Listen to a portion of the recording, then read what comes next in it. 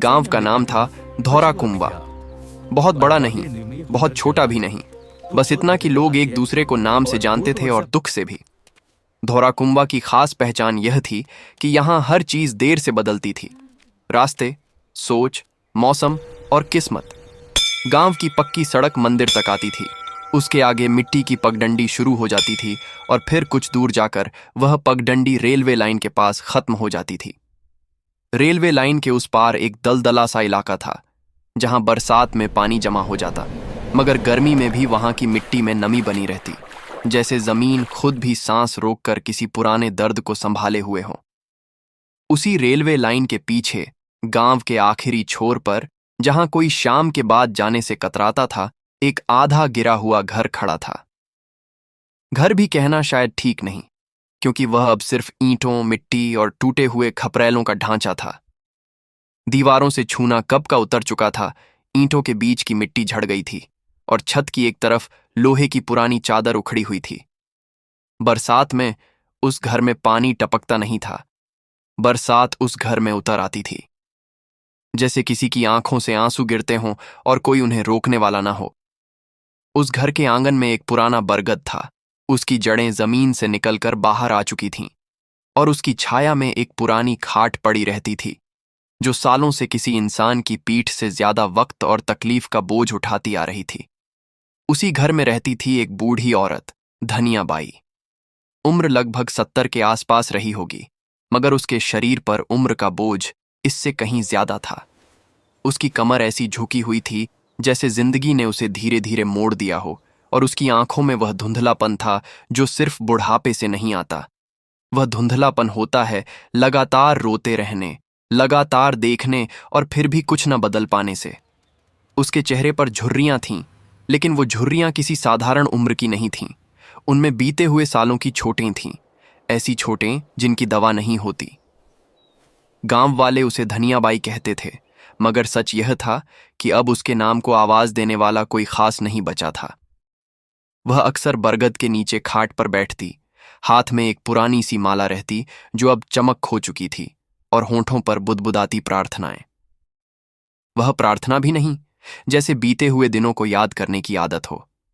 उसकी आंखें बार बार उसी पगडंडी की तरफ जातीं जो रेलवे लाइन की तरफ जाती थी, मानो वह आज भी वहीं से किसी की परछाई लौटते हुए देख लेना चाहती हो।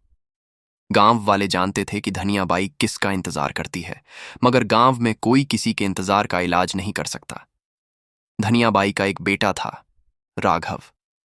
10 साल पहले एक रात वह अचानक घर छोड़कर चला गया था और फिर कभी लौट कर नहीं आया। उस रात के बाद धनियाबाई के जीवन का रंग ऐसा बदल गया कि जैसे किसी ने मिट्टी में पानी मिलाकर सब कुछ धुंधला कर दिया हो। पहले तो वह गांव गांव ढूंढती रही, रिश्तेदारों के घर गई। किसी ने कहा वह शहर की तरफ गया होगा, किसी ने कहा उसे गलत संगत वाले लड़के ले गए होंगे, किसी ने कहा वह भाग गया होगा, मगर धनियाबाई को इन शब्दों से कोई जवाब नहीं मिलता था। वह थाने भी गई थी, लेकिन थाना उसके लिए कोई जगह नहीं था। वहां बैठे दरोगा ने उसका नाम भी ठीक से नहीं सुना, और रिपोर्ट लिखते हुए उसके चेहरे पर ऐसा भाव था मानो किसी गरीब की फरियाद उसके लिए रोजमर्रा की धूल हो। धनियाबाई का बेटा गुम हुआ था, मगर उसके कागजों में वह सिर्फ एक लापता लड़का बनकर रह गया। कुछ दिनों तक उसने दरवाजे पर बैठकर देखा, फिर हफ्ते, फिर महीने और फिर साल। धीरे धीरे लोग भी भूलने लगे, लेकिन धनियाबाई नहीं भूली। मां का दिल कभी भूलता नहीं, वह थकता है मगर उम्मीद का धागा नहीं छोड़ता। गांव में कई लोग ऐसे थे जो कभी कभी उसके लिए एक वक्त की रोटी दे देते, कोई पुराना कपड़ा, कोई थोड़ा सा चावल या दाल। गांव की औरतें जब एक दूसरे से अनाज बदलतीं तो कभी कभी धनियाबाई के लिए भी थोड़ा रख देतीं। गांव के बच्चों को जब उसकी हालत पर दया आती तो वे उसके घर के पास खेलते हुए कुछ टॉफी या बिस्किट छोड़ जाते, और धनियाबाई उसे उठाकर अपने आंगन में रख देती, मानो किसी ने उसकी बूढ़ी हथेली पर प्यार रख दिया हो। धनियाबाई कभी किसी से मदद मांगती नहीं थी। उसकी गरीबी साफ दिखती थी, मगर उसकी इज्जत उससे भी साफ। वह इतनी टूटी हुई थी कि उसके पास खोने के लिए कुछ नहीं बचा था, मगर फिर भी उसके भीतर एक अलग तरह का आत्मसम्मान था जो किसी गरीब को अमीर बना देता है। वह भिखारी नहीं थी, वह बस अकेली थी, और अकेलापन सबसे बड़ा दान मांगने वाला होता है, मगर उसकी झोली में भी जगह नहीं होती। 10 साल पहले जब राघव घर छोड़कर गया था, तब धनियाबाई का घर ऐसा नहीं था। टूटा फूटा जरूर था, मगर उसमें जीवन था। उस वक्त धनियाबाई एक मजदूर की पत्नी थी। उसका पति था हरखू। हरखू गांव गांव घूमकर खेतों में मजदूरी करता, कभी ईंट भट्ठे पर काम करता, कभी किसी सरदार के यहां बैल बदली का काम, और जो मिलता उसी से घर चलता। हरखू के हाथों में मेहनत की दरारें थीं, मगर चेहरे पर एक हल्की सी हंसी भी थी। वह गरीब था, लेकिन उसकी गरीबी में एक अपनी गरिमा थी।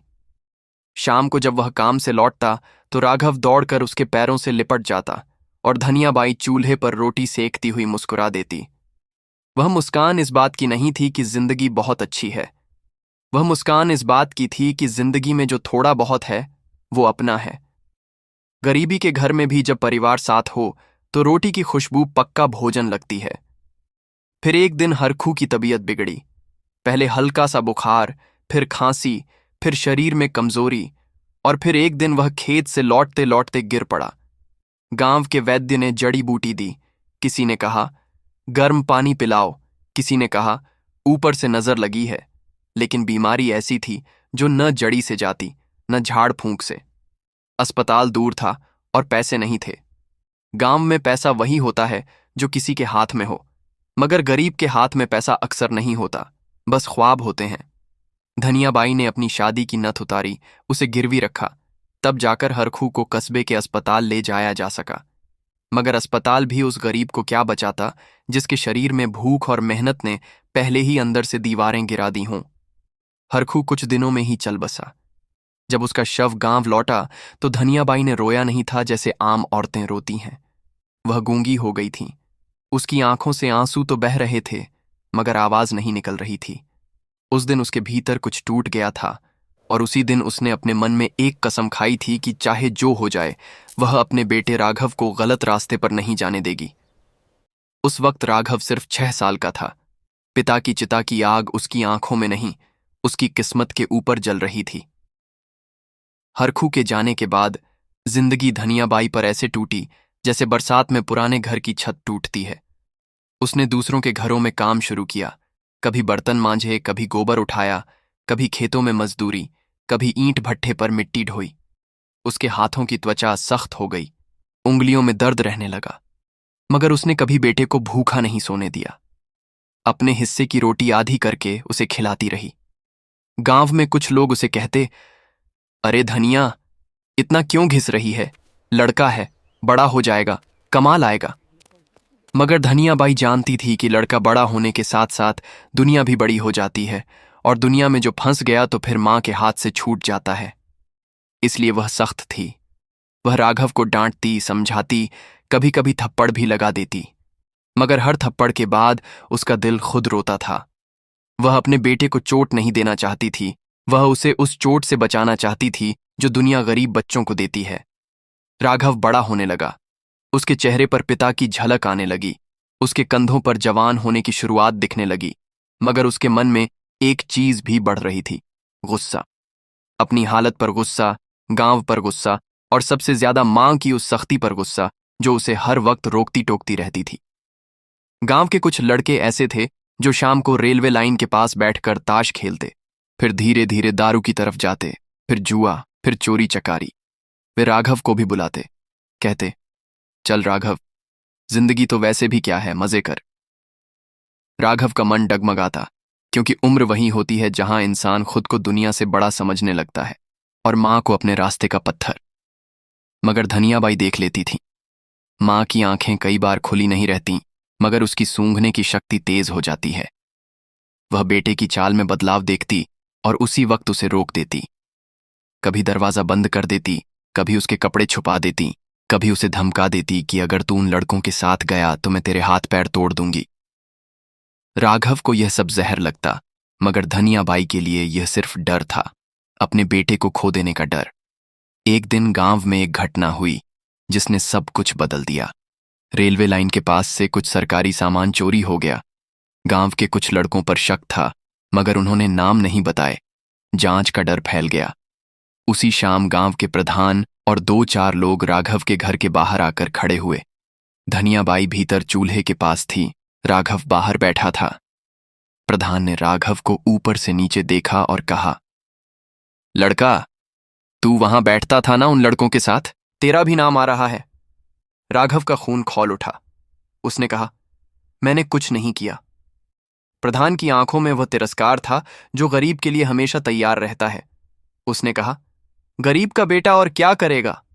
यह शब्द धनियाबाई के कानों में आग बनकर घुसा। वह बाहर निकली, हाथ जोड़कर बोली, प्रधान जी, मेरा बेटा ऐसा नहीं है। मेरी जान ले लीजिए, लेकिन उस पर इल्जाम मत लगाइए। प्रधान हंसा और बोला, तू और तेरा बेटा दोनों का खून एक है। चोरी की आदत वहीं से आती है। धनियाबाई का दिल कांप उठा। वह जानती थी कि गांव में इल्जाम लग गया तो सच से ज्यादा भारी हो जाता है। उस रात राघव ने खाना नहीं खाया। वह घर के एक कोने में बैठा रहा और मां के चेहरे को देखता रहा। धनियाबाई भी चुप थी। उसने राघव के पास बैठकर उसके सिर पर हाथ फेरना चाहा, मगर राघव पीछे हट गया। उसकी आंखों में क्रोध था, पर उस क्रोध के पीछे अपमान था। मां, उसने भारी आवाज में कहा, सब मुझे चोर समझते हैं, तुम भी समझती हो क्या? धनियाबाई ने जल्दी से कहा, नहीं बेटा, मेरी कसम, मैं तुझे जानती हूं। राघव बोला, तुम जानती हो फिर भी तुम हर वक्त मुझे रोकती हो, जैसे मैं कोई अपराधी हूं। धनियाबाई की आंखें भर आईं। उसने कहा, मैं रोकती हूं क्योंकि मैं डरती हूं। तेरे बाप ने मेहनत में जान दे दी, मैं तुझे उस गंदगी में नहीं जाने दूंगी। राघव ने जोर से कहा, गंदगी? मां, गरीबी ही गंदगी है, और तुम मुझे उसी में बांध कर रखना चाहती हो। धनियाबाई ने जैसे बिजली का झटका खा लिया। उसने पहली बार बेटे की आंखों में अपने लिए नफरत देखी। वह डर गई। उसने सख्त होकर कहा, अगर तू गलत रास्ते पर जाएगा तो मेरे घर में जगह नहीं। मैं तुझे अपना बेटा मानने से इनकार कर दूंगी। ये शब्द धनियाबाई ने गुस्से में नहीं, डर में कहा था। मगर शब्द कई बार तीर बन जाते हैं। जिस वक्त चलें, उस वक्त किसी को नहीं पता होता कि वे कहां जाकर घाव छोड़ेंगे। राघव उस रात चुप रहा। न उसने चीखा, न उसने बहस की। वह बस उठा, घर के भीतर गया और अपनी मां को एक नजर देखा। वह नजर किसी बेटे की नहीं थी, वह नजर किसी ठंडे पत्थर की थी। धनियाबाई सोचती रही कि वह नाराज है, सुबह मान जाएगा। मगर आधी रात के बाद जब धनियाबाई की आंख लगी, तब राघव ने धीरे से अपनी छोटी सी पोटली बनाई। उसमें 2 जोड़ी कपड़े, पिता का पुराना रुमाल और मां की दी हुई एक छोटी सी ताबीज रखी। उसने एक पल के लिए मां की तरफ देखा। मां सो रही थी, मगर उसके चेहरे पर थकान साफ दिख रही थी। राघव चाहता तो उस वक्त मां के पैर छू सकता था, एक बार बोल सकता था कि मैं जा रहा हूं। मगर उसकी आत्मा को लगा कि अगर उसने एक बार मां को देखा तो वह टूट जाएगा। इसलिए उसने बिना पीछे देखे दरवाजा खोला और अंधेरी रात में निकल गया। बाहर बरगद के पत्ते हिल रहे थे, जैसे वे भी उसे रोकना चाहते हों, मगर राघव आगे बढ़ गया। रेलवे लाइन के पास पहुंचते पहुंचते उसकी आंखें भीग चुकी थीं, मगर उसने अपनी आंखें पोंछीं और खुद से कहा कि अब पीछे मुड़ना नहीं। सुबह हुई तो धनियाबाई ने उठकर चूल्हा जलाया। उसने सोचा राघव बाहर बैठा होगा, मगर वह नहीं था। उसने आवाज दी, राघव बेटा। कोई जवाब नहीं आया। पहले उसने सोचा शायद वह शौच को गया है या कहीं पानी भरने। मगर जब दोपहर हो गई और राघव नहीं लौटा तो धनियाबाई के पैरों के नीचे की जमीन खिसक गई। उसकी सांसें तेज हो गईं। वह इधर उधर भागी, पड़ोसियों से पूछने लगी, राघव देखा क्या? किसी ने कहा नहीं। कोई बोला, रात में किसी ने उसे रेलवे लाइन की तरफ जाते देखा था। धनियाबाई का कलेजा कांप गया। वह दौड़ते हुए रेलवे लाइन के पास गई।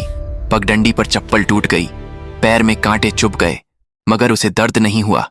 वह बस चिल्लाती रही, राघव बेटा। मगर वहां सिर्फ हवा थी, धूप थी, और उस हवा में तैरती धूल थी जो धनियाबाई के गले में जाकर उसका दम घोंट रही थी। उस दिन से धनियाबाई की जिंदगी शुरू हुई, मगर ऐसी जिंदगी जो बस सांस चलने का नाम थी। उसने पहले हफ्ते तक हर दिन गांव के बाहर जाकर देखा, फिर कस्बे तक गई, फिर एक रिश्तेदार के यहां गई, फिर थाने गई। थाने में दरोगा ने कहा, लड़का खुद भागा है, हम क्या करें? धनियाबाई ने हाथ जोड़कर कहा, साहब मेरा बेटा वापस ला दीजिए, मैं आपके पैर पकड़ लूंगी। दरोगा ने उसकी तरफ देखा और कहा, पैर पकड़ने से कानून नहीं चलता, कानून नहीं चला, मगर मां की सांस जरूर चलती रही। धीरे धीरे महीनों ने सालों का रूप लिया। राघव नहीं लौटा। धनियाबाई का घर और टूटता गया। बरसात में छत गिरती, गर्मी में दीवारें फटती। उसकी आंखों की रोशनी भी कम होती गई। शरीर कमजोर होता गया, मगर वह हर दिन बरगद के नीचे खाट पर बैठती और उसी पगडंडी की तरफ देखती रहती, जैसे आज नहीं तो कल कहीं से उसका बेटा लौट आएगा। गांव वालों के लिए यह कहानी अब पुरानी हो चुकी थी। लोग अपने काम में लगे रहते। कभी कोई कह देता, अरे धनिया पगली है, अब भी बेटे का इंतजार करती है। मगर धनियाबाई पगली नहीं थी, वह मां थी। मां की उम्मीद को पागलपन समझने वाला समाज असल में खुद पागल होता है, क्योंकि समाज रिश्तों की कीमत तभी समझता है जब रिश्ते मर जाते हैं। 10 साल बीत गए। धनियाबाई की झोपड़ी अब आधा ढह चुकी थी। उसके पास एक पुरानी माला, एक फटी हुई चुनरी, कुछ बर्तन और बेटे की याद थी। वह कभी कभी रात में उठकर घर के कोने में रखे उस पुराने ताबीज को पकड़ लेती जिसे राघव ने छूकर छोड़ा था, और बुदबुदाती, भगवान एक बार दिखा दे, बस एक बार। गांव में त्योहार आते जाते, नए बच्चे पैदा होते, बड़े होते, मगर धनियाबाई के लिए हर दिन वही था। एक इंतजार, एक खालीपन, एक दर्द, और शहर के भीतर बहुत दूर एक आदमी था जो हर दिन अपने भीतर उसी गांव की मिट्टी लेकर चलता था। वह आदमी अब वही किशोर नहीं था जो रात में पोटली लेकर भागा था। उसका शरीर बदल चुका था, चेहरा बदल चुका था, आवाज बदल चुकी थी। उसके हाथों की रगों में अब मेहनत के साथ साथ सत्ता भी बहती थी, मगर उसके दिल में एक पुराना घाव हर दिन ताजा होता था। वह आदमी कोई साधारण आदमी नहीं था।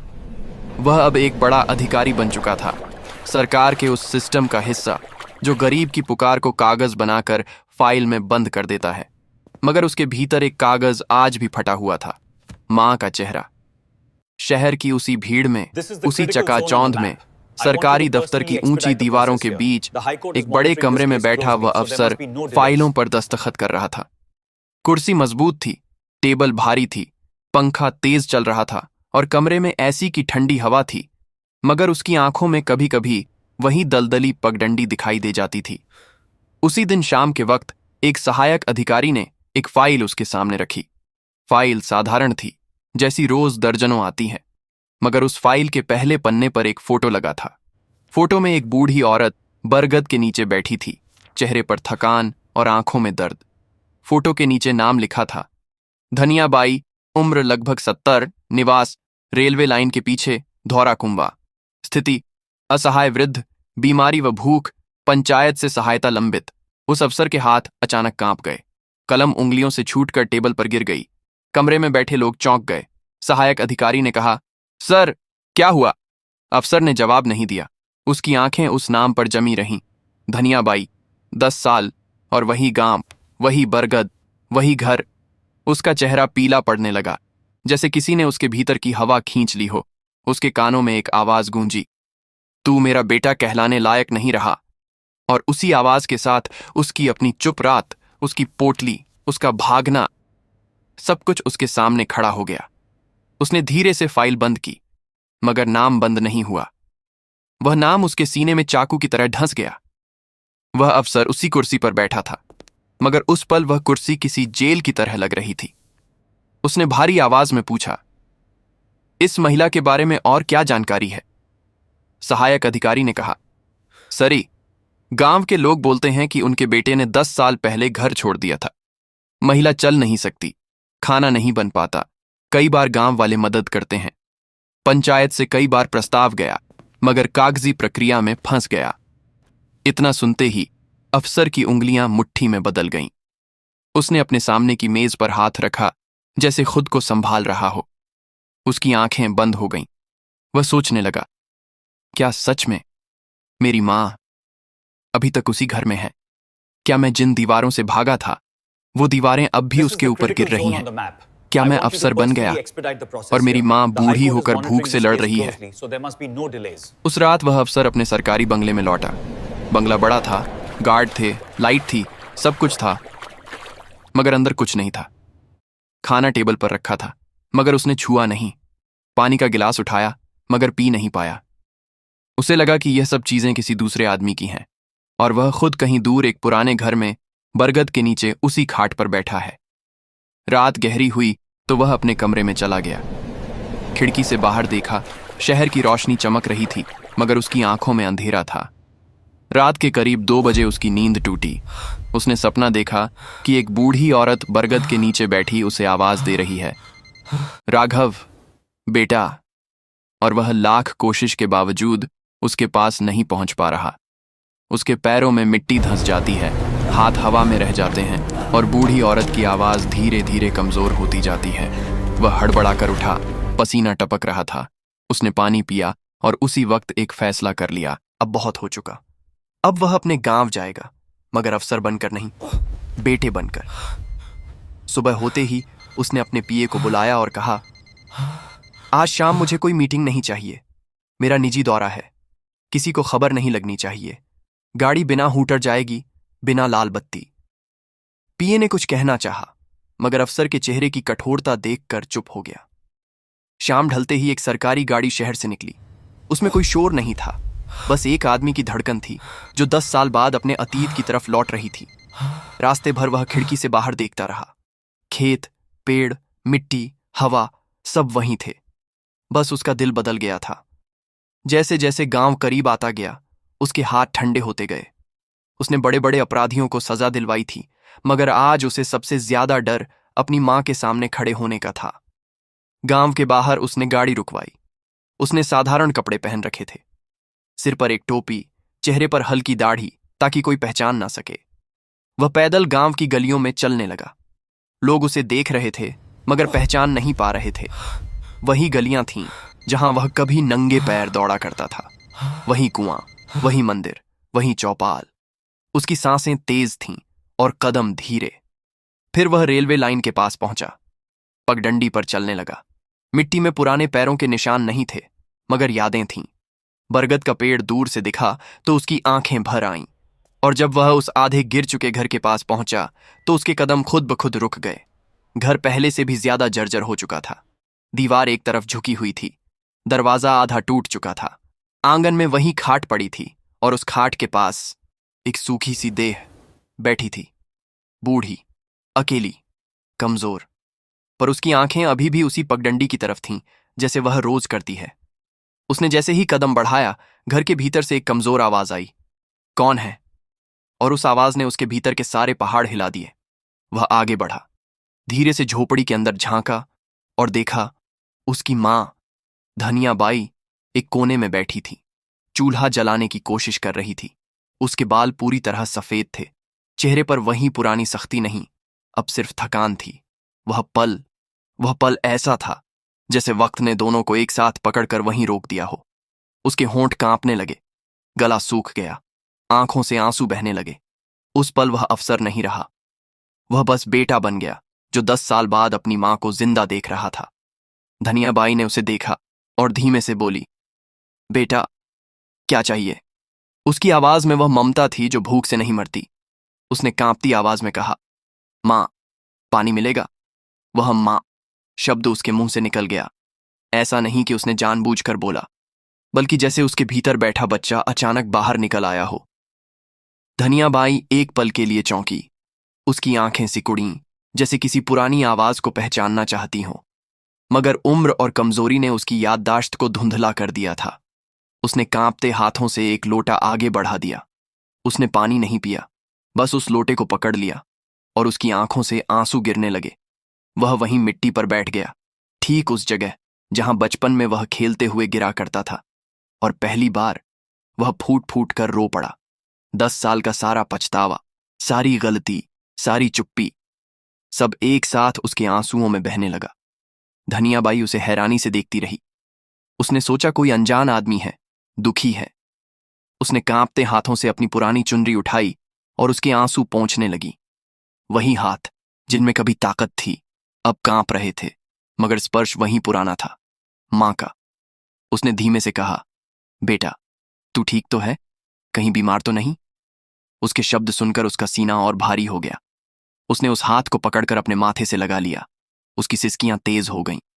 वह कहना चाहता था, मैं राघव हूं, मगर शब्द गले में अटक रहे थे।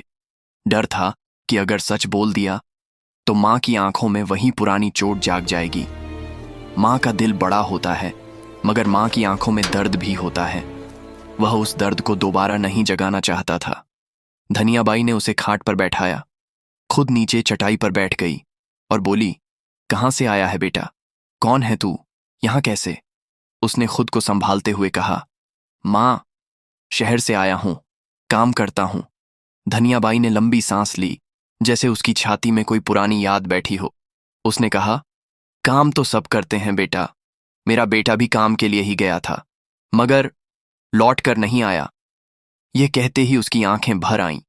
उसने आसमान की तरफ देखा और बोली, भगवान जाने जिंदा भी है या नहीं। अगर जिंदा होता तो एक बार तो लौट आता।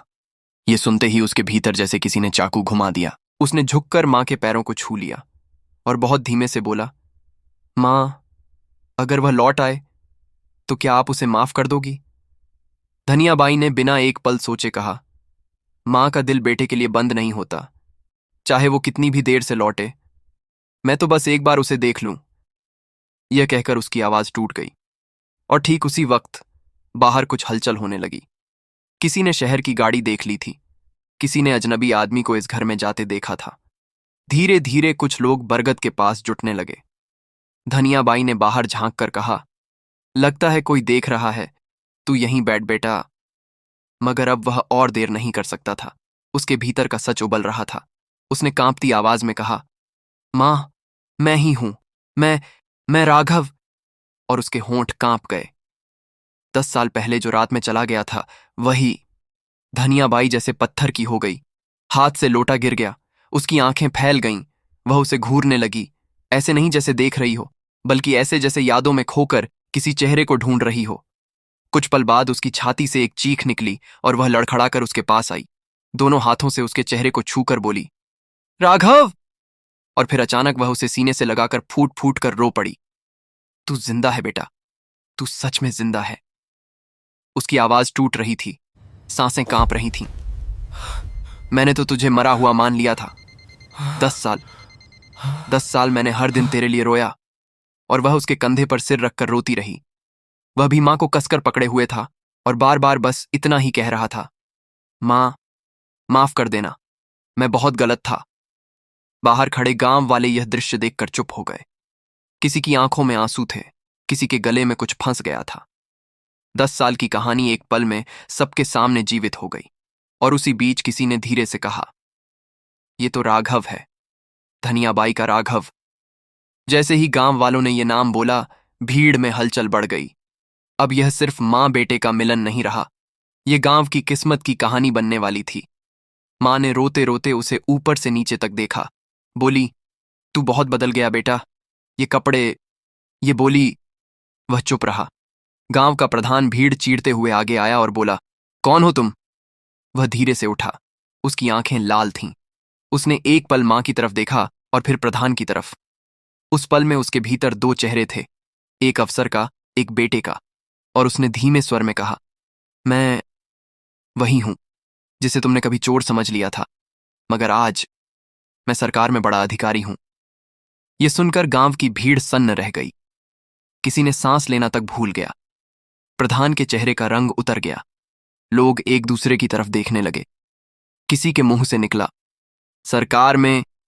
किसी ने कहा, अफसर। और किसी ने धीरे से कहा, इस टूटे घर का बेटा। धनियाबाई ने कांपते हाथों से उसके सिर पर हाथ रखा। बोली, तू कुछ भी बन गया हो, मेरे लिए तो तू वही राघव है। मगर उसकी आवाज में खुशी के साथ साथ डर भी था। वह डर कि कहीं बेटा फिर चला ना जाए। उसने मां का हाथ पकड़कर कहा, मां, अब मैं तुझे अकेला नहीं छोड़ूंगा। लेकिन इसी वाक्य के साथ उसकी आंखों में एक और आग जल उठी, क्योंकि उसे याद आया कि शहर के उस दफ्तर में, फाइल में उसकी मां को असहाय लिखा गया था। और वह अफसर जो अपने जिले के लिए फैसले लेता है, वह अपनी मां के लिए 10 साल देर कर चुका है। उसने बाहर खड़े लोगों को देखा। उनकी आंखों में हैरानी थी, उम्मीद थी, और कुछ की आंखों में डर भी था। वह जानता था कि अब गांव को पता चल चुका है, और जब गांव को पता चल जाए तो कल सुबह तक ये खबर हवा से भी तेज फैल जाएगी। वह मां के पास फिर बैठ गया और धीरे से बोला, मां, आज रात मैं यहीं रहूंगा। धनियाबाई ने जैसे यकीन ही नहीं किया। उसने उसके हाथों को पकड़कर कहा, यहीं मेरे घर? उसने सिर हिलाया। हाँ मां, यहीं।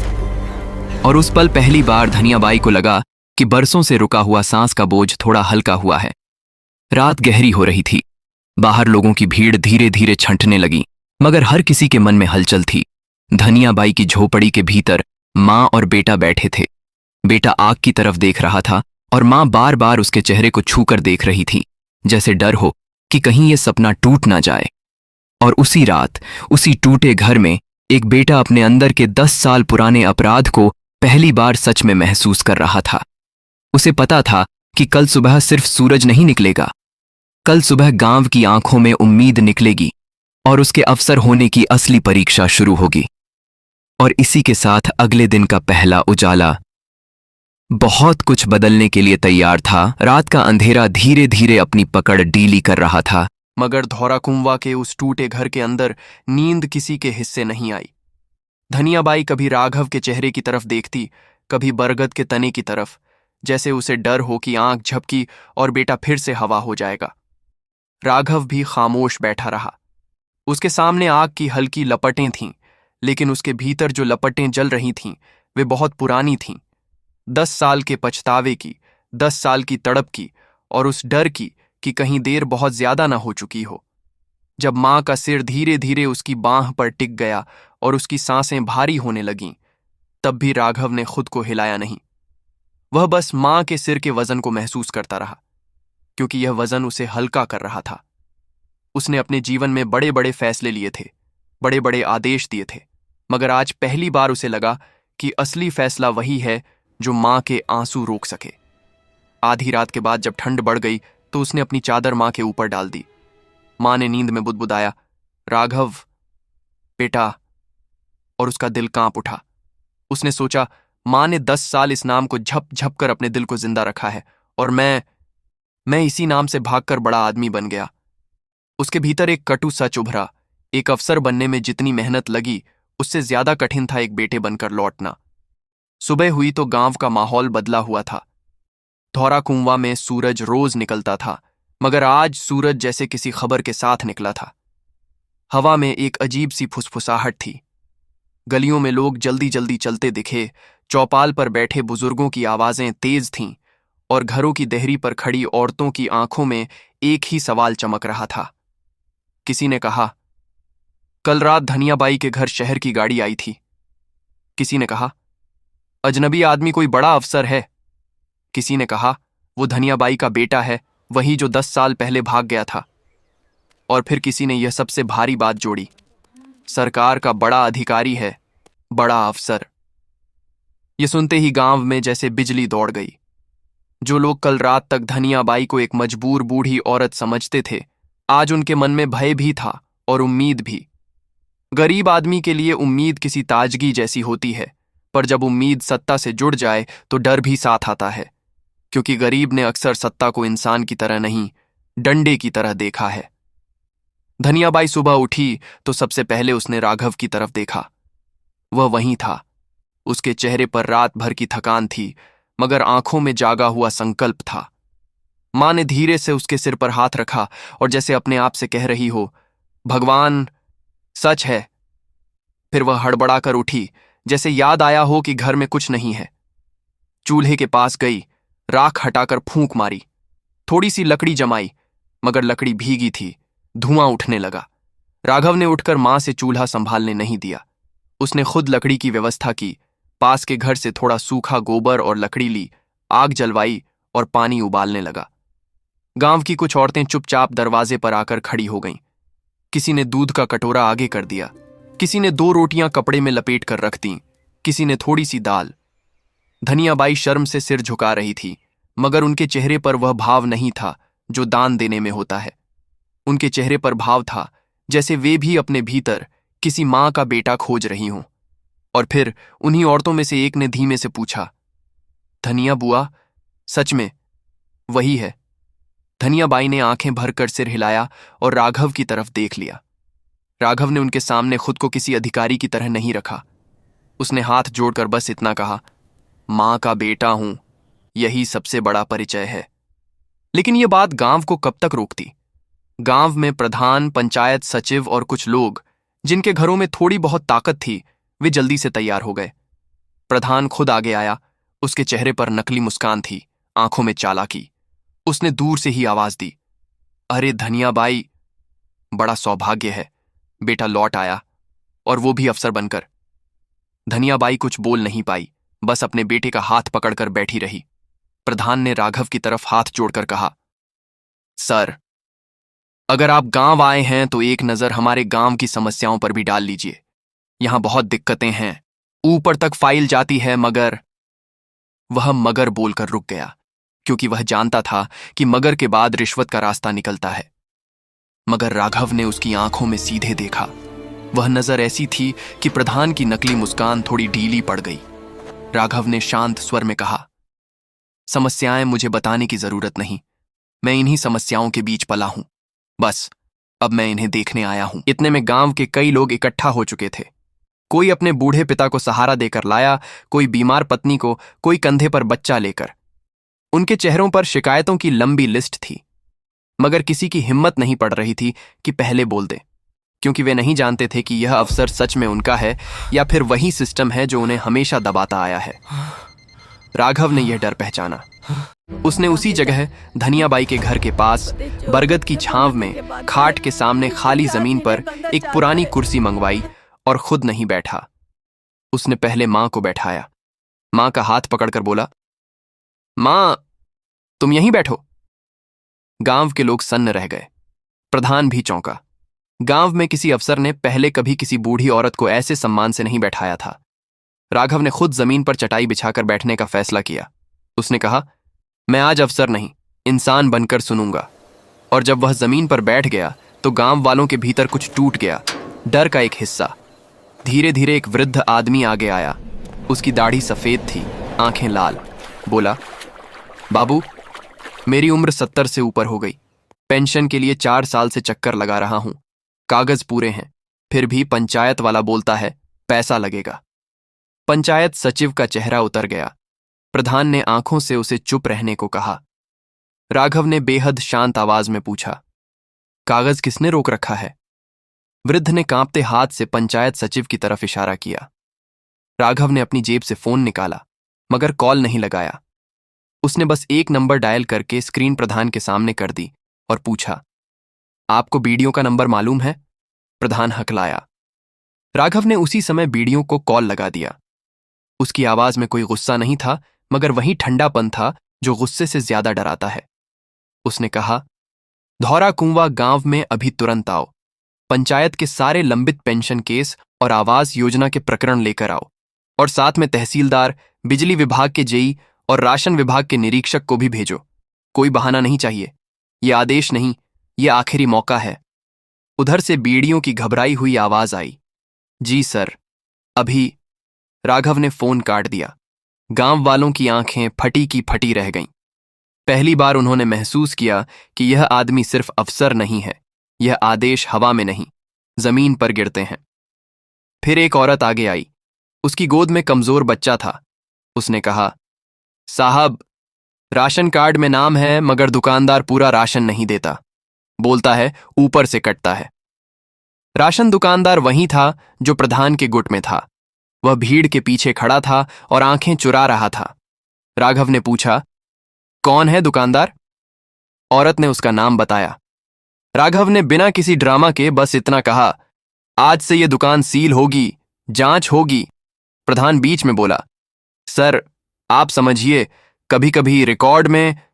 राघव ने उसकी बात बीच में ही काटते हुए कहा, रिकॉर्ड में घपला है तो रिकॉर्ड साफ होगा, आदमी भूखा है तो आदमी बचेगा, रिकॉर्ड नहीं।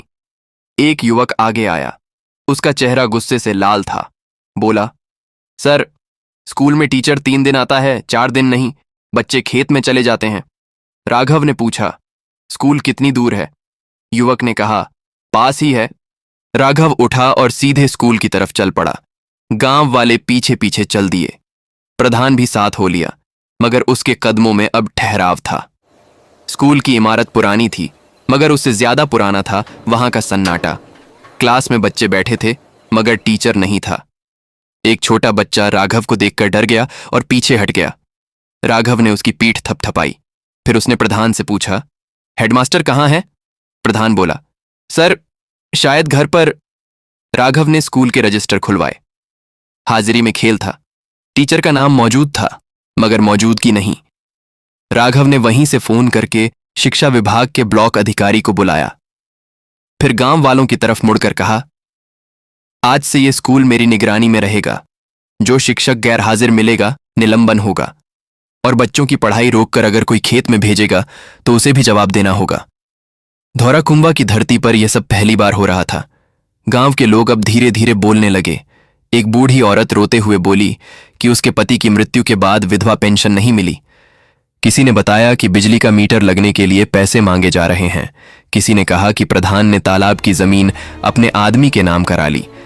हर शिकायत के साथ राघव के चेहरे पर एक ही चीज बदलती, उसकी आंखों की चमक और ठंडक। वह सुनता जा रहा था, मगर उसके भीतर मां के बरसों की गरीबी, अपमान, भूख और इंतजार की तस्वीरें भी चल रही थीं। उसे लग रहा था कि अगर आज उसने गांव की एक भी आवाज दबने दी तो वह फिर से वही अपराध करेगा जो उसने 10 साल पहले किया था, मां को अकेला छोड़ने का अपराध। दोपहर होते होते सरकारी गाड़ियों की आवाज गांव की गलियों में गूंजने लगी। बीडीओ, तहसीलदार, बिजली विभाग के जेई, राशन निरीक्षक और साथ में पुलिस का एक छोटा दस्ता भी आया। गांव वाले सकते में थे। जो दफ्तरों में महीनों दौड़ते थे, आज दफ्तर खुद गांव चलकर आया था। अधिकारियों ने उतरते ही प्रधान से पूछा, डीएम साहब कहाँ हैं? प्रधान घबराकर इधर उधर देखने लगा। राघव ने खुद आगे बढ़कर कहा, मैं यहां हूं। अधिकारी एकदम सतर्क हो गए। उन्होंने देखा कि डीएम साहब कुर्सी पर नहीं, जमीन पर बैठे हैं और उनके बगल में एक बूढ़ी मां बैठी है। किसी अधिकारी का चेहरा शर्म से झुक गया। यह दृश्य उन सबके लिए भी एक तमाचा था। राघव ने बिना किसी औपचारिकता के कहा, आज कोई फाइल ऑफिस नहीं जाएगी। आज फाइल यहीं खुलेगी और फैसला यहीं होगा। जिन योजनाओं में रिश्वत ली गई, उसी गांव में एफआईआर होगी। बीडीओ ने घबराकर फाइलें खोलनी शुरू की। पंचायत सचिव का चेहरा पीला पड़ चुका था। राशन दुकानदार भी अब दूर भागना चाहता था, मगर पुलिस वाले उसे पकड़कर वहीं खड़ा कर चुके थे। राघव ने वृद्ध पेंशन के मामलों की सूची मांगी। पता चला कि गांव के कई नाम कागज अधूरे बताकर रोके गए थे। राघव ने पूछा, कागज अधूरे किसने लिखे? पंचायत सचिव चुप रहा। राघव ने उसे देखा और कहा, आज से तुम निलंबित और जांच बैठाई जाएगी। प्रधान ने कांपते स्वर में कहा, सर, पंचायत में। राघव ने उसके मुंह की तरफ देखे बिना कहा, पंचायत में नहीं, भ्रष्टाचार में। फिर वह उस मुद्दे पर आया जिसने पूरे गांव की रीढ़ तोड़ रखी थी, जमीन पर कब्जा। एक बूढ़ा आदमी, नाम था करिया, कांपते हाथों से अपना कागज लाया। बोला, सर, मेरी जमीन पर सूरजपाल ने कब्जा कर लिया। तहसील गया, थाने गया, कोई सुनवाई नहीं। सूरजपाल वहीं दबंग था जिसके घर में 2 लाइसेंसी बंदूकें थीं और जिसके आगे गांव के लोग बोलने से डरते थे। सूरजपाल उस वक्त भीड़ में नहीं था, मगर उसकी मौजूदगी डर की तरह सबके ऊपर छाई रहती थी। राघव ने तहसीलदार से कहा, अभी इसी वक्त पैमाइश होगी, पुलिस साथ जाएगी। तहसीलदार ने हां में सिर हिलाया, मगर उसके चेहरे पर डर साफ था। राघव ने उसे देख लिया।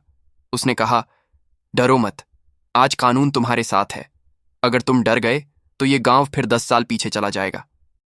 पैमाइश का काम शुरू हुआ तो सूरजपाल भी अपनी टोली के साथ आ धमका। उसकी चाल में अहंकार था। उसने आते ही कहा, कौन अफसर है यहां? कौन बना रहा है तमाशा? उसके साथ 2-3 आदमी थे जिनके हाथ में लाठी थी। गांव वालों की सांसें रुक गईं। धनियाबाई के हाथ कांपने लगे। उसने राघव का हाथ पकड़ लिया, जैसे फिर से उसे खो देने का डर हो। राघव उठकर खड़ा हो गया। उसकी आंखों में वही ठंडक थी जो अदालत में न्यायाधीश की होती है। सूरजपाल ने उसे ऊपर से नीचे देखा और बोला, तू कौन है? राघव ने बहुत शांत तरीके से कहा, मैं वही हूं जो ये गांव छोड़कर गया था और आज वापस आया है। सूरजपाल हंसा, अरे, धनिया का लड़का भागा हुआ? राघव ने उसकी हंसी को भी नजरअंदाज किया। उसने जेब से अपना पहचान पत्र निकाला नहीं, क्योंकि उसे पहचान दिखाने की जरूरत नहीं थी। उसने पास खड़े पुलिस अधिकारी की तरफ देखा और कहा, अगर एक कदम भी पैमाइश रोकने की कोशिश की तो धारा में मुकदमा दर्ज होगा। सूरजपाल का चेहरा पहली बार थोड़ा बदला। उसने पीछे खड़े लोगों को देखा। उसने सोचा होगा कि यह कोई मामूली आदमी नहीं। फिर भी उसने अकड़ बनाए रखी। बोला, डीएम होगा तो क्या, गांव मेरा है। ये वाक्य बोलते ही राघव ने पहली बार आवाज में कठोरता उतारी। उसने कहा, गांव किसी का नहीं होता, गांव लोगों का होता है, और कानून सरकार का नहीं, जनता का होता है। सूरजपाल ने आगे बढ़ने की कोशिश की, मगर पुलिस ने उसे रोक दिया। राघव ने कहा, शाम तक कब्जा हटेगा, नहीं तो बुलडोजर चलेगा और एफआईआर अलग, चुन लो। सूरजपाल की आंखों में क्रोध था, मगर उसके भीतर डर भी जाग गया था, क्योंकि पहली बार उसे लगा कि सामने वाला अफसर बिकाऊ नहीं है। गांव वालों के भीतर उस पल एक नई ताकत पैदा हुई। जो आदमी कल तक बोलने से डरते थे, वे आज खड़े होकर सूरजपाल को घूरने लगे, जैसे उनकी रीढ़ में हड्डी लौट आई हो। धनिया बाई यह सब देख रही थी। उसकी आंखें भर आईं। उसने धीमे से बुदबुदाया, मेरा बेटा। राघव ने मां की तरफ देखा और उसकी आंखों में एक वादा था, अब कोई भी तुम्हें कमजोर नहीं समझेगा। शाम तक गांव में कई फैसले हो चुके थे। राशन की दुकान सील होने का आदेश लिख दिया गया। पेंशन के प्रकरणों को आज ही स्वीकृत का नोट मिला। बिजली विभाग के जेई को चेतावनी मिली कि अगर एक भी परिवार से रिश्वत की शिकायत आई तो सेवा समाप्ति होगी। स्कूल के टीचर की गैरहाजिरी का पंचनामा बन गया। और सबसे बड़ा काम, गांव में शुद्ध पानी की व्यवस्था के लिए नई टंकी का प्रस्ताव उसी दिन पास कर दिया गया। लेकिन राघव जानता था कि इन सब के पीछे असली वजह सिर्फ योजनाएं नहीं हैं। असली वजह थी उसकी मां की झुकी कमर, उसके पैरों के घाव और उसकी आंखों का इंतजार। उसके भीतर एक आग थी जो अब तक सिर्फ उसके करियर में जलती रही थी, मगर आज वही आग इंसानियत में बदल रही थी। रात हुई तो गांव का माहौल अलग था। लोग अपने घरों को लौट रहे थे, मगर उनके चेहरों पर वह खुशी थी जो बहुत दिनों बाद आती है, जैसे गांव में किसी ने दीपक जला दिया हो। धनिया बाई अपने नए अस्थाई टेंट में बैठी थी, जो अधिकारियों ने लगवा दिया था ताकि रात में छत गिरने का खतरा न रहे। वह बार बार राघव के लिए रोटी बनाना चाहती थी, मगर उसके हाथ कांप रहे थे। राघव ने खुद आटा गूंथा, खुद रोटी सेंकी और मां को अपने हाथों से खिलाई। मां ने जैसे ही पहला निवाला खाया, उसकी आंखों से आंसू बह निकले। उसने कहा, मैं मर भी जाऊं बेटा, तो अब कोई दुख नहीं, तू सामने है। राघव ने उसका हाथ कसकर पकड़ लिया और कहा, मां, अब तुम्हारे दुख का हिसाब बाकी है, बहुत बाकी है। इसी रात उसने एक और निर्णय लिया। उसने गांव के इंजीनियर को बुलवाया और कहा कि इसी जमीन पर, इसी बरगद के पास, धनिया बाई के पुराने घर को गिराए बिना उसी के हिस्से को चिन्हित करके एक मजबूत मकान बनेगा। मकान सिर्फ दीवारें नहीं होगा, मकान में सम्मान होगा। 2 कमरे, रसोई, शौचालय, पानी और बिजली, और साथ में एक छोटा सा बरामदा जहां धनिया बाई बैठ सके और किसी का इंतजार न करना पड़े। इंजीनियर ने हां में सिर हिलाया, मगर प्रधान ने धीरे से कहा, सर, योजना का नियम। राघव ने उसकी तरफ देखा और कहा, नियम गरीब को बचाने के लिए होते हैं, दबाने के लिए नहीं। नियम अगर गरीब को मार रहा है तो नियम बदला जाएगा। प्रधान चुप हो गया। पहली बार उसे समझ आया कि इस आदमी को न डरा सकते हैं न खरीद सकते हैं।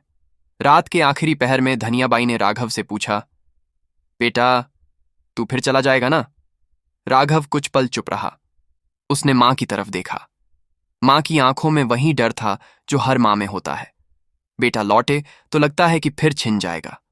राघव ने कहा, हां मां, जाना तो पड़ेगा, काम है, मगर अब मैं तुझे छोड़कर नहीं जाऊंगा। मैं जहां रहूंगा तेरा हाथ मेरे सिर पर रहेगा। धनिया बाई ने उसका माथा छुआ और कहा, अफसर का काम चलना होता है, मगर इंसान का काम छूटना नहीं चाहिए। यह शब्द राघव के सीने में उतर गए। उसे लगा कि मां उसे सिर्फ बेटे की तरह नहीं, एक इंसान की तरह समझा रही है। जैसे 10 साल पहले उसने सख्ती की थी, वैसे ही आज भी वह उसे सही रास्ता दिखा रही है। और उसी वक्त, उसी अंधेरे में, धौराकुंवा के किसी कोने से एक साजिश भी जन्म ले रही थी। सूरजपाल हार मानने वालों में नहीं था। उसका अपमान हुआ था, उसकी ताकत को चुनौती मिली थी। उसने अपने आदमी को बुलाकर कहा, यह अफसर गांव में ज्यादा दिन नहीं रहेगा, इसे सबक सिखाना है। उसके आदमी ने पूछा, कैसे? सूरजपाल ने हंसकर कहा, जिस मां को ये बचाने आया है उसी मां के नाम पर इसे जख्म देंगे। ये कहते हुए उसने बरगद की तरफ देखा जहां धनियाबाई थी। उसकी आंखों में अंधेरा था, मगर उस अंधेरे के भीतर बदले की आग जल रही थी। और इसी के साथ धौराकुंभा की कहानी एक नए मोड़ पर आ पहुंची थी। गांव में सुबह उम्मीद लेकर आई थी, मगर रात खतरा लेकर आई थी। राघव ने सिस्टम को पहली बार झकझोर दिया था, मगर सिस्टम के भीतर बैठे कुछ लोग अब उसे झकझोरने की तैयारी में थे। क्योंकि गरीब का बेटा अफसर बने तो कुछ लोग गर्व करते हैं, लेकिन कुछ लोग डर जाते हैं, और डर इंसान को सबसे ज्यादा खतरनाक बना देता है। रात का सन्नाटा धौराकुंभा पर उतर चुका था, मगर उस सन्नाटे के भीतर एक बेचैनी थी। दिन भर की हलचल के बाद गांव पहली बार ऐसा लग रहा था जैसे उसने लंबी सांस ली हो। घरों में दिए बुझ चुके थे, गलियों में कुत्तों की हल्की आवाजें थीं, और दूर रेलवे लाइन की तरफ से कभी कभी ट्रेन की सीटी सुनाई दे जाती थी, जो हवा में एक ठंडी लकीर की तरह गुजर जाती। धनियाबाई तंबू के अंदर चटाई पर लेटी थी, मगर नींद उससे भी दूर थी। वह बार बार करवट बदलती, फिर उठकर राघव को देखती, जो बाहर बरगद के नीचे बैठा था। राघव का चेहरा शांत दिखता था, मगर उसकी आंखों में नींद नहीं थी। वह दिन भर गांव के चेहरे पढ़ता रहा था, और उन चेहरों में उसने उम्मीद भी देखी थी और नफरत भी।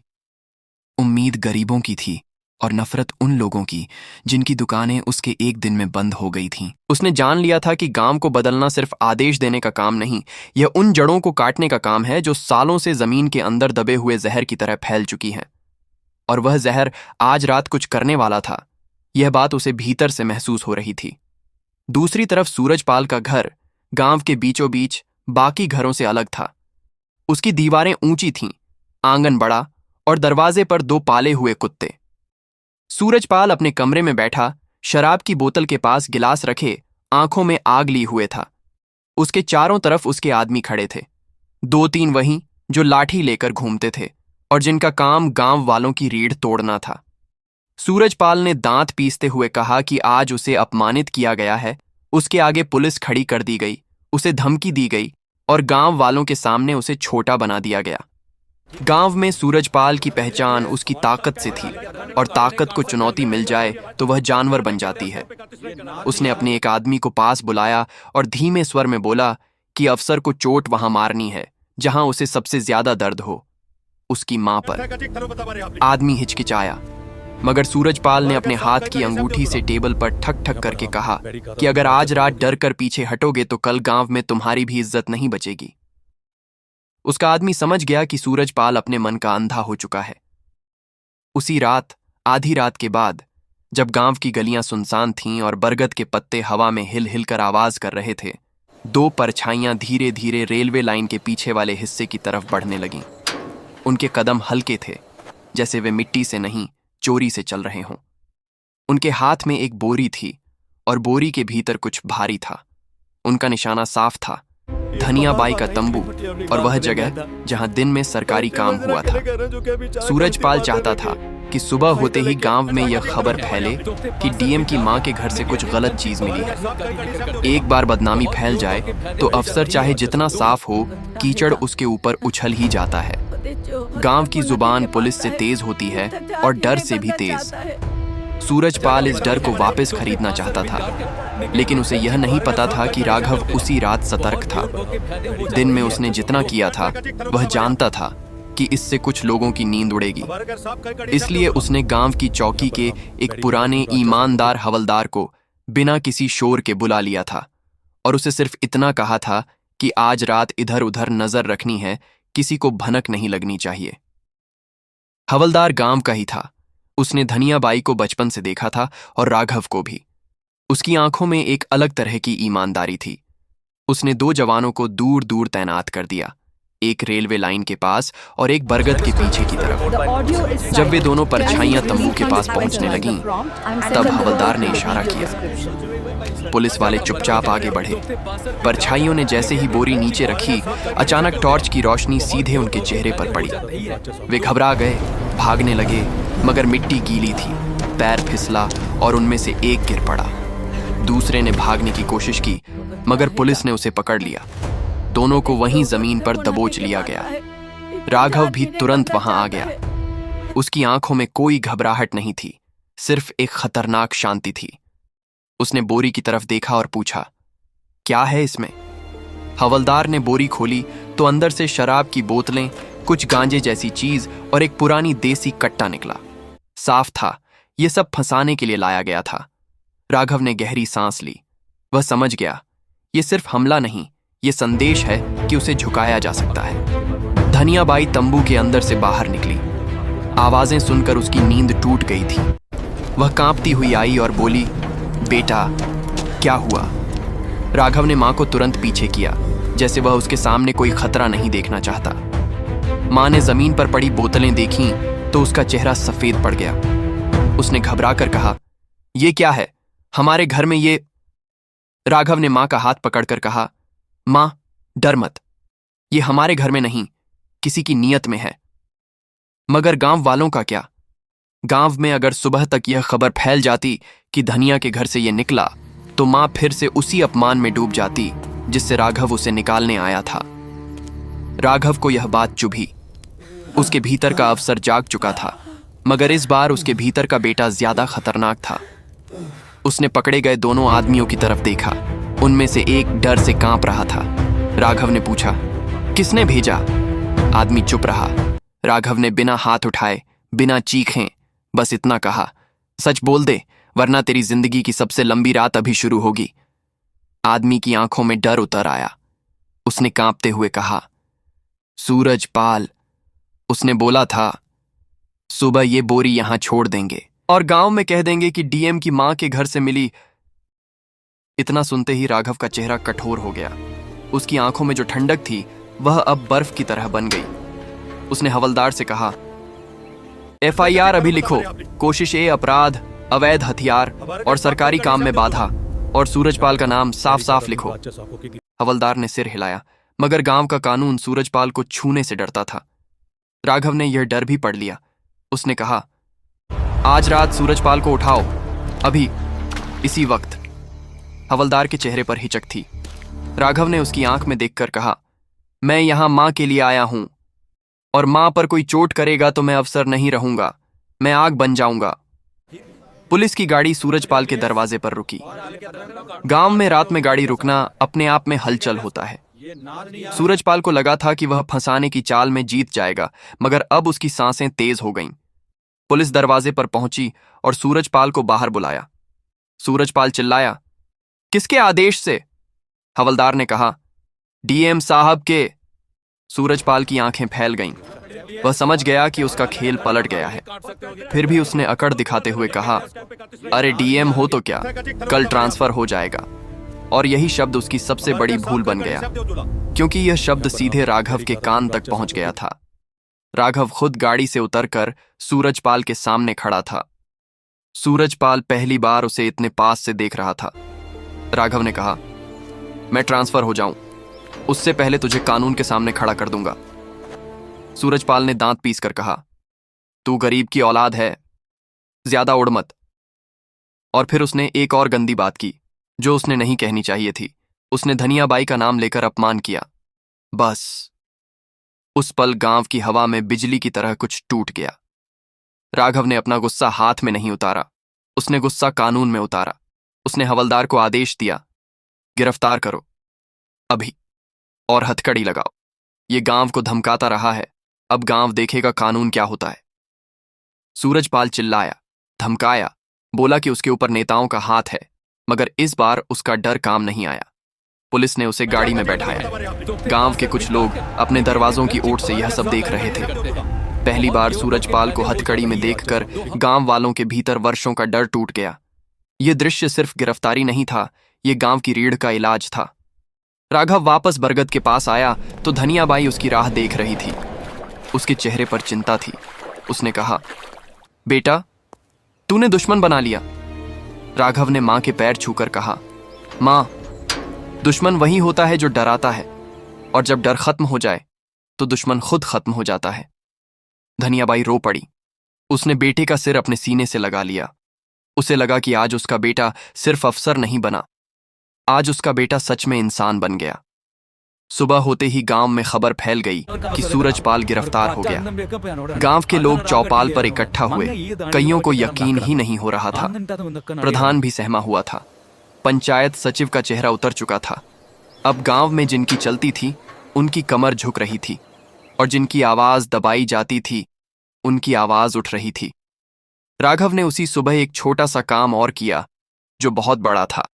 उसने गांव के सामने घोषणा की कि धनियाबाई का पक्का घर बनने का काम आज से शुरू होगा, और कोई भी व्यक्ति इसमें रुकावट डालेगा तो सीधे जेल जाएगा। उसने इंजीनियर को टाइमलाइन दी और कहा कि हर तीसरे दिन फोटो और वीडियो रिपोर्ट चाहिए। उसने हवलदार को कहा कि जब तक घर तैयार नहीं हो जाता पुलिस गश्त रहेगी, क्योंकि अब उसका भरोसा सिर्फ योजना पर नहीं, सुरक्षा पर भी था। दिन चढ़ने लगा। गांव का चेहरा बदला हुआ था। लोग डर नहीं रहे थे। बच्चे स्कूल जाने लगे थे। महिलाएं पानी की लाइन के पास आपस में बात कर रही थीं कि अब शायद सच में टंकी बनेगी। गांव की हवा में वर्षों बाद एक नया शब्द खुला था, उम्मीद। धनियाबाई बरगद के नीचे बैठी थी, मगर आज वह पगडंडी की तरफ नहीं देख रही थी। आज वह अपने बेटे की तरफ देख रही थी। उसका बेटा उसके सामने था और उसकी आंखों में पहली बार शांति थी। राघव पास बैठा रहा। उसने मां के हाथ में माला देखी जो 10 साल की प्रतीक्षा की साथी थी। उसने मां से कहा, मां, अब माला छोड़ दो, अब इंतजार नहीं करना पड़ेगा। धनियाबाई ने कांपते हाथों से माला को देखा, फिर बेटे की आंखों में देखा और बस इतना कहा, बेटा, मैं इंतजार नहीं करूंगी, मगर दुआ हमेशा करूंगी। तू सही रहना, बस यही चाहिए। राघव की आंखें भर आईं। उसने मां के हाथ अपने माथे से लगा लिए, और इसी बीच शहर से एक फोन आया। राघव के पीए की आवाज थी। उसने घबरा कर कहा, सर, आपके ट्रांसफर की फाइल ऊपर चल रही है और कुछ लोग आपके खिलाफ शिकायत भेज रहे हैं कि आपने निजी कारण से गांव में कार्रवाई की। राघव ने फोन बंद कर दिया। उसने मां की तरफ देखा। उसे समझ आ गया कि लड़ाई अब सिर्फ सूरजपाल से नहीं थी। लड़ाई अब सिस्टम के उन हिस्सों से भी थी जो किसी गरीब की मां को बचाने वाले अफसर को भी काट कर गिरा देना चाहते हैं। उसने मन में ठान लिया कि वह जाएगा तो जरूर, मगर जाने से पहले धौराकुंवा में वह ऐसी लकीर खींच जाएगा जिसे कोई मिटा न सके। यही वह जगह थी जहां कहानी एक नए संघर्ष में दाखिल हो रही थी। गांव के लिए उजाला आया था, मगर उस उजाले को बुझाने के लिए बाहर से आंधी भी उठ रही थी। और अब राघव के सामने सबसे बड़ा सवाल यह था कि क्या वह अपनी कुर्सी बचाकर मां को बचा पाएगा, या कुर्सी खोकर भी मां की इज्जत बचा लेगा? क्योंकि कुछ फैसले नौकरी के नहीं, जिंदगी के होते हैं। पीए की आवाज फोन में कांप रही थी। सर, आपके खिलाफ शिकायत ऊपर पहुंच गई है। ट्रांसफर का ऑर्डर कभी भी आ सकता है। राघव ने फोन कुछ सेकंड तक कान पर लगाए रखा, फिर बिना कोई शब्द बोले कॉल काट दी। उसके सामने बरगद के नीचे बैठी धनियाबाई अपने बेटे का चेहरा देख रही थी, जैसे समझ चुकी हो कि कुछ बड़ा होने वाला है। गांव के कुछ लोग पास खड़े थे। उन्हें बस इतना पता था कि शहर से कोई खबर आई है। राघव ने एक लंबी सांस ली और मां का हाथ पकड़ लिया। वह जानता था कि ट्रांसफर नौकरी का हिस्सा है, लेकिन उसे सबसे ज्यादा डर इस बात का था कि अगर वह चला गया तो गांव फिर से पुराने डर और पुरानी लूट में लौट जाएगा, और मां फिर से उसी अकेलेपन में ढकेल दी जाएगी जिसके खिलाफ वह लड़ने आया था। उसने बिना देर किए उसी वक्त अपने साथ आए अधिकारियों को बुलाया और साफ कहा कि मेरे ट्रांसफर की चिंता छोड़ो, आज जो काम शुरू होगा वो रुकना नहीं चाहिए। उसने इंजीनियर को आदेश दिया कि धनियाबाई के घर का निर्माण आज से शुरू होगा और समय सीमा लिखित में बनेगी। बीडीओ को कहा कि वृद्धा पेंशन, राशन कार्ड और आवास योजना के जितने भी केस लंबित हैं, सबका ऑन द स्पॉट अप्रूवल होगा, और अगर किसी दस्तावेज में कमी है तो उसी दिन ग्राम सचिव और रोजगार सहायक जिम्मेदार होंगे। उसने पुलिस को भी बुलाया और कहा कि रात वाली साजिश के बाद अब सुरक्षा बढ़ेगी। धनियाबाई का तंबू और निर्माण स्थल सेंसिटिव लोकेशन है, यहाँ किसी भी संदिग्ध को बख्शा नहीं जाएगा। इतने में प्रधान ने मौके का फायदा उठाने की कोशिश की। वह बनावटी नरमी के साथ बोला, सर, आप इतना मत सोचिए, ट्रांसफर तो होते रहते हैं, गांव के काम हम देख लेंगे। राघव ने उसे एक नजर देखा और उसी नजर में प्रधान की सारी चाल पकड़ी गई। राघव ने बिल्कुल शांत लेकिन तेज आवाज में कहा, तुम जैसे लोग ही गांव का काम देखते रहे इसलिए आज गांव की हालत ये है। फिर उसने पंचायत सचिव की तरफ इशारा करके कहा कि आज से ये सचिव यहां नहीं रहेगा। पंचायत सचिव की सांस रुक गई। राघव ने आगे कहा कि गांव के सारे विकास कार्यों की निगरानी के लिए एक नई समिति बनेगी, जिसमें आधे सदस्य गांव के बुजुर्ग और महिलाएं होंगी और हर हफ्ते रिपोर्ट सीधे मेरे ऑफिस जाएगी। गांव वालों को पहली बार महसूस हुआ कि राघव सिर्फ भावुक होकर मां के लिए नहीं आया, वह अब गांव के लिए एक ऐसा रास्ता बना रहा है जो उसके जाने के बाद भी चलता रहे। महिलाओं के चेहरे पर भरोसा आया, बुजुर्गों ने राहत की सांस ली। कुछ लोग डर भी रहे थे, खासकर वो जो सूरजपाल के साथ खड़े थे। लेकिन अब डर का रंग बदल चुका था। अब डर गरीबों के भीतर नहीं, दबंगों के भीतर था। धनियाबाई चुपचाप अपने बेटे को देख रही थी। जब सब लोग थोड़े दूर हटे तो उसने राघव की बांह पकड़कर धीमे से पूछा, बेटा, तू चला जाएगा ना? राघव कुछ पल चुप रहा, फिर मां के सामने झुककर बोला, मां, जाना पड़ेगा, लेकिन इस बार छोड़कर नहीं जाऊंगा। मैं तुझे फिर से अकेली नहीं होने दूंगा। धनियाबाई की आंखें भर आईं। उसने बेटे के सिर पर हाथ रखा और कांपते स्वर में कहा, बस इंसान बना रहना बेटा। कुर्सी बड़ी नहीं होती, नीयत बड़ी होती है। उसी शाम राघव ने आखिरी और सबसे जरूरी काम किया। उसने गांव के सामने सबको बुलाकर साफ कहा कि अगर मेरे जाने के बाद कोई भी तुम्हें धमकाए, राशन काटे, रिश्वत मांगे या जमीन छीने तो सीधे जिला कार्यालय में शिकायत जाएगी और शिकायत करने वाले का नाम छुपा रहेगा। ये सुनते ही गांव के लोगों में एक नई हिम्मत जाग गई। उन्हें लगा कि अब उन्हें बोलने की ताकत मिल रही है। और तभी शाम ढलने से पहले राघव के फोन पर एक और कॉल आया। इस बार नंबर ऊपर से था। राघव ने कॉल उठाया। सामने से एक सख्त आवाज आई, आपका ट्रांसफर ऑर्डर रेडी है, कल सुबह आपको रिपोर्ट करना है। राघव की उंगलियां फोन पर कस गईं। उसने मां की तरफ देखा, फिर गांव की तरफ, और मन ही मन ठान लिया कि वह जाएगा जरूर, लेकिन जाने से पहले गांव को ऐसी सुरक्षा देकर जाएगा कि कोई सूरजपाल, कोई प्रधान, कोई सिस्टम फिर से धनियाबाई जैसी मां को रुला न सके। ट्रांसफर का ऑर्डर सुनते ही गांव में जैसे सन्नाटा फैल गया। धौरा कुंबा के लोगों को लगा कि जो उम्मीद अभी अभी जगी थी वो फिर से बुझ जाएगी। प्रधान के चेहरे पर दबा हुआ सुख दिखा, जैसे उसे लग रहा हो कि अब सब फिर से पहले जैसा हो जाएगा। धनियाबाई ने कुछ नहीं कहा, लेकिन उसकी आंखों में वही पुराना डर वापस उतर आया। वही डर कि बेटा फिर दूर चला जाएगा और वह फिर से अकेली रह जाएगी।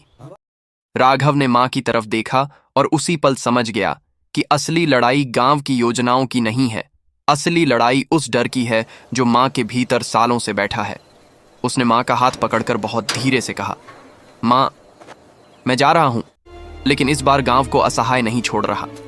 अगली सुबह राघव ने शहर जाने से पहले गांव में आखिरी बैठक बुलाई। बिना भाषण, बिना नाटक, उसने सीधे 3 आदेश लिखवाए और सबके सामने पढ़वाए। पहला आदेश था कि धनियाबाई का घर प्राथमिकता निर्माण में आएगा और इसमें कोई रुकावट डालने पर सीधी कार्रवाई होगी। दूसरा आदेश था कि गांव के राशन, पेंशन और स्कूल से जुड़े सारे मामलों की साप्ताहिक निगरानी अब जिला कार्यालय में होगी और रिपोर्ट सीधे डीएम ऑफिस में जाएगी। मतलब अब कोई फाइल पंचायत में दबाकर नहीं रख सकता। तीसरा आदेश सबसे खतरनाक था। उसने प्रधान और पंचायत सचिव की पावर्स काट दी और एक नई निगरानी समिति बना दी, जिसमें गांव की महिलाएं, 2 बुजुर्ग और स्कूल का एक शिक्षक शामिल था। राघव ने साफ कह दिया, अब गांव को कोई एक आदमी नहीं चलाएगा, अब गांव खुद अपना हिसाब रखेगा। प्रधान ने विरोध करने की कोशिश की, बोला, सर नियम। राघव ने उसी जगह उसकी आंखों में देखकर कहा, नियम गरीबों को जिंदा रखने के लिए होते हैं, लूटने के लिए नहीं। प्रधान की आवाज वहीं दब गई, क्योंकि गांव के लोग अब राघव के पीछे खड़े थे, और जब गरीब साथ खड़ा हो जाए तो दबंग की ताकत आधी रह जाती है। राघव जाने ही वाला था कि खबर आई, सूरजपाल के आदमी गांव में फिर घूम रहे हैं, धमकी दे रहे हैं कि अफसर चला गया तो सबको देख लेंगे। ये वही आखिरी चाल थी जो सूरजपाल जेल से भी चला रहा था। राघव ने उसी समय पुलिस को बुलाया। उसने गांव के लोगों को सामने खड़ा किया और कहा, आज अगर तुम चुप रहे तो कल फिर वही डर लौटेगा। अगर तुम सच बोलोगे तो सूरजपाल की जड़ कट जाएगी। गांव में पहले कोई सूरजपाल के खिलाफ बोल नहीं पाता था, मगर आज लोगों ने पहली बार हिम्मत की। 2 किसान, एक महिला और करिया बुजुर्ग, तीनों ने सामने आकर बयान दिया कि सूरजपाल ने उनकी जमीन छीनी, धमकाया और मारपीट की। राघव ने उसी वक्त गंभीर धाराओं में केस जुड़वाया और साफ कहा कि अब सूरजपाल को जमानत नहीं मिलेगी। वह जानता था कि यही वो आखिरी ताला है जो दबंगई के दरवाजे पर लगाना जरूरी था। इसके बाद राघव गांव से निकला। गाड़ी धीरे धीरे आगे बढ़ी, लेकिन धनियाबाई की नजर उसी पर टिकी रही। वह बरगद के नीचे खड़ी थी, कांपते हाथ से आशीर्वाद देती रही। राघव ने गाड़ी की खिड़की से सिर बाहर निकालकर कहा, मां, घर बनते ही मैं खुद आऊंगा। धनियाबाई ने आंखों से आंसू पोंछते हुए बस इतना कहा, जा बेटा, मगर इंसान बनकर जाना। राघव के लिए यही सबसे बड़ा आदेश था। राघव चला गया, लेकिन गांव में अब पहली बार चीजें सच में चलने लगीं।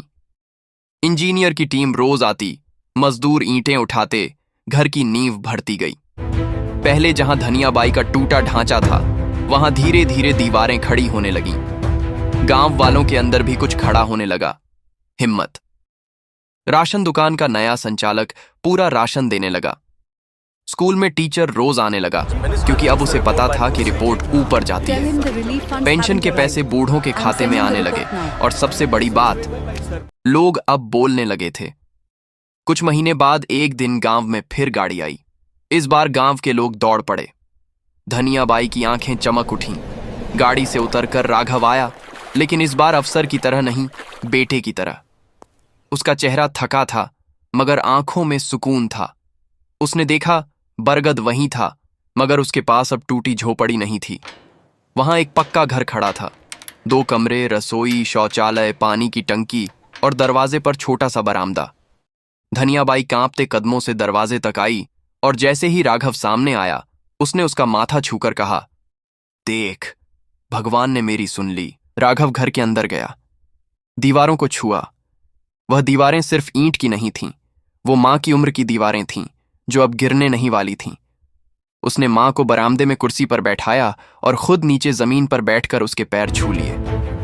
धनियाबाई ने आंखें बंद कर लीं और आशीर्वाद दिया, लंबी उम्र हो और दिल साफ रहे। राघव ने कहा, मां, अब तुम कभी भूखी नहीं रहोगी।